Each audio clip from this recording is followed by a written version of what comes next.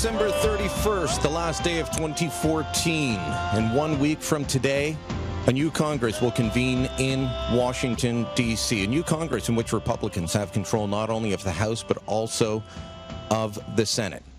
And my question for you today is, will anything change?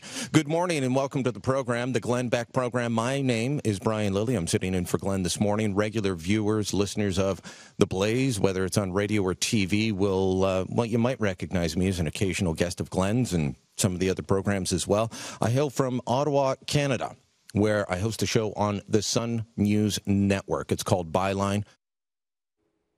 All right, that was one of the highlights of my Christmas vacation, going down to Dallas, filling in for Glenn Beck on the radio program. Lots of you joined me on the adventure, whether it was by listening online or through various posts that I made on social media and the comments you made. If you follow me on social media, you got to see pictures like this. It was post-workout. There I am behind the desk from the movie JFK, Forrest Gump's bench. Standing in the hallway of Mercury Studios and, the highlight of January 1st, a $5 Bloody Mary bar at the hotel I was staying at in the lobby for all the hungover guests walking through. I wasn't. That workout picture, that was just after 9 o'clock in the morning on New Year's Day. I'm not going to say I didn't enjoy the Bloody Mary. I'm just saying I wasn't hungover.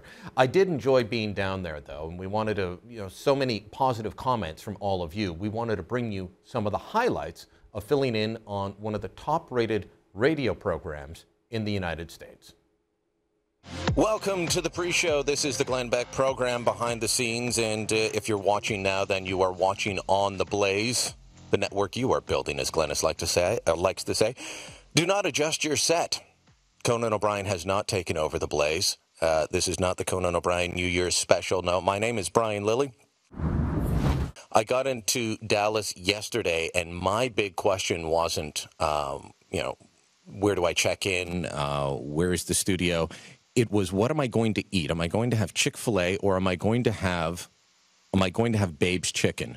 Now, if you're a regular viewer, you know the love that this building has for Babe's Chicken. And so Babe's went out last night, and it is an experience to go to this place and eat and eat and eat. I thought that I was actually going to stop off at Chick-fil-A on the way home, or on the way back to the hotel, and grab a chicken sandwich. But after eating a platter of chicken, plus more sides than you can shake a stick at, there was no way I was doing anything like that. I have to tell you, I went to get on the flight to come down here yesterday, and I'm getting on the plane, and there's a stack of newspapers. They're about to hand them out to everyone in business class, and, I'm back in, coach. And I thought, I'm glad I'm not getting a newspaper. They may offer me one, but I'm going to have to say no. And do you know why? Because the front page headline and the giant picture as I'm getting on the plane is about the missing AirAsia flight.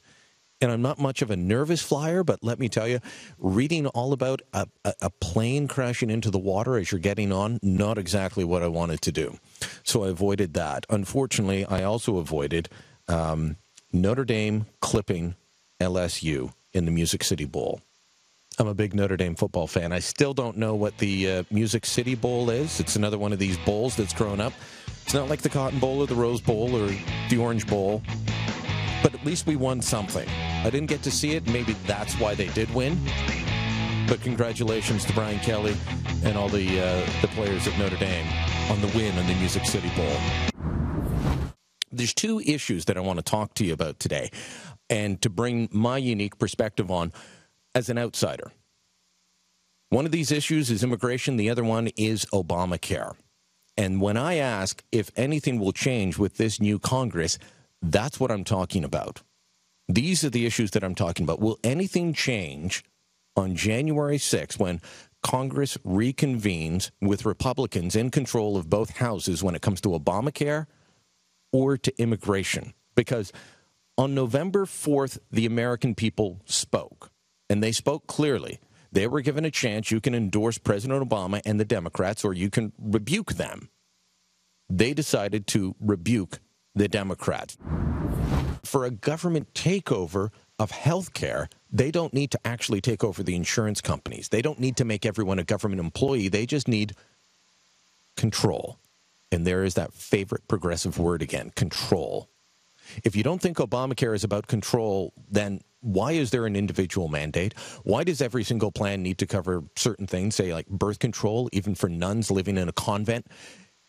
It's simple, because Obamacare is about control. I want to talk about new beginnings. Glenn likes to refer to Thanksgiving, Christmas, and New Year's as the trilogy of holidays. So tonight, New Year's Eve, New Year's Day, that is the final in the trilogy of holidays, and it's about new beginnings. Thanksgiving is about taking stock of what we have, giving thanks for what we have, giving thanks even for the ability to breathe. Christmas is about redemption. If you believe in the true meaning of Christmas, that's what it's about. Otherwise, it's about great sales starting on Black Friday and lots of gifts to open. But even unbelievers know that there is a deeper message to Christmas, and that is redemption. But New Year's Eve, New Year's Day, is about new beginnings. And if you've taken part in the first two, if you've given thanks, if you have accepted redemption, then on New Year's Day, you have the ability to start again, to start fresh, to look at a new year as a clean slate.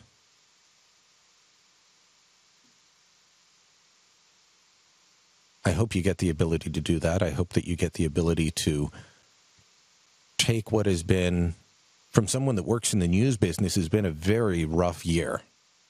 You know, we've been dealing with ISIS and Ebola and James Foley's execution, which really woke up much of the Western world to what was happening over there, and the horrible stories of the spread of terrorism, the fact that the economy is not doing what it should and that families are still struggling. We've all been dealing with those stories, along with our distractions about, the Kardashians or football. That's mine. But it's hard to escape the headlines.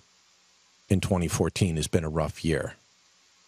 So I hope that as we turn the page tonight into 2015, that you get a chance at a new beginning.